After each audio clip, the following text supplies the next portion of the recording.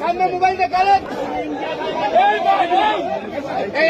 সবাই দিকে সবাই দিকে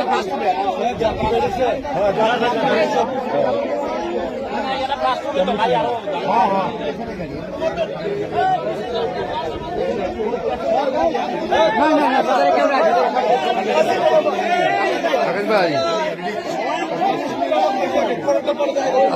ভাই একটু ব্যস্ত হবো বামরাইল বাটাদোর মাঝখানে রাস্তার উপরে গ্রিন লাইন বাস আগুন লাগবে তো পিছনে ভাই আপনারা